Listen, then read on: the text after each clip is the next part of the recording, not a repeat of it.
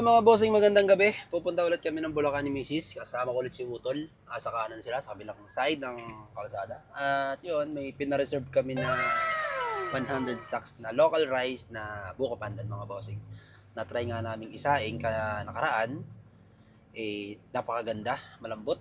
Para ka na Mindoro rice. Ayun yung mga bossing, babalikan namin ni Mrs. At yun, kukunin na namin. Sa mga gustong, alam ko hindi pala 100 sacks mga boss kasi paubos na nga siya. Nasa 50 sacks lang. Tapos magdadagdag na lang kami ng ibang pa-brand. At ayun, sa mga gustong umorder, pumunta lang kayo sa aming rice store sa LGM Rice. So,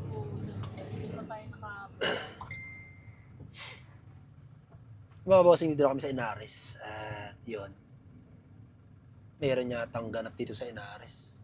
Traffic.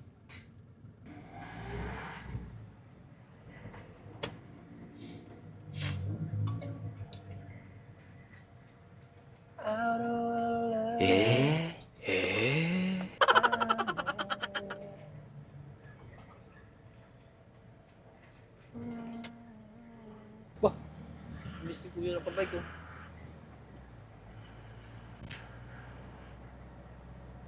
Wow, tuloy ng bike, Paris. Tuloy ng bike. 60 km per hour. Bossing, mapasok na kami sa Lex. Nako, wala pa yatang cash to. Mamaya, baka mabasa eh.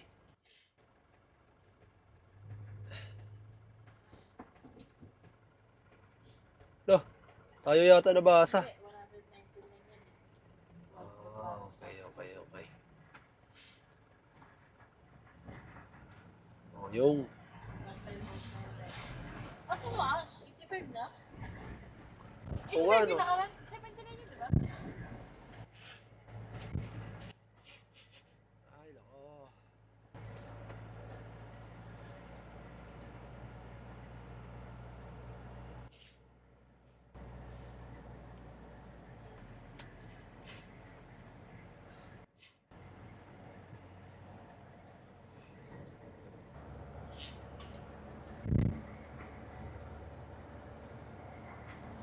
Tapos, nakakuha na kami ng bigas.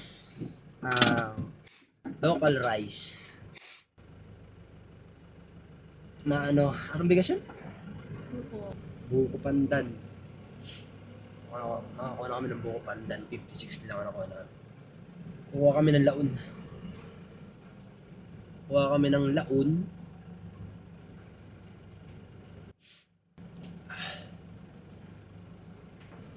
Yan lang mga bossing. Palabas kami ng Golden City. Pagpalasok lang. University. Sa mga nagbabalak magbigas.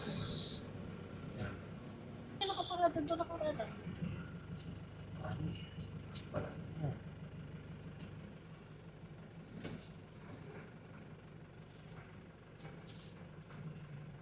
No. Swak sa butas.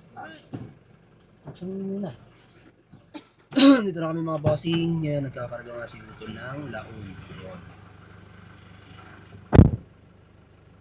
Mamaya lang mga boss. Kakarga kami ng murang bigas. Ay, butas. Ito lang naman.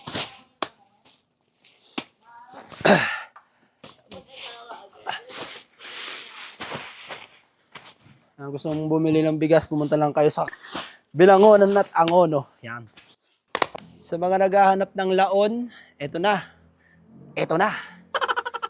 Yung mga bossing, tapos na po kaming pumikap ng bigas. Pauwi na po kami.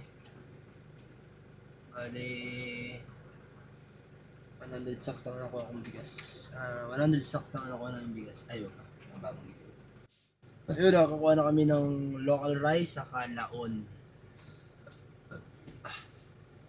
Laon rice. Kung gusto nyo bumili, pumunta na kayo sa aming pwesto sa LGM Rice Store. At kung gusto nyo tumawag, lalagay ko na lang sa description ang number natin. Yan lang mga boss. Thank you and God bless.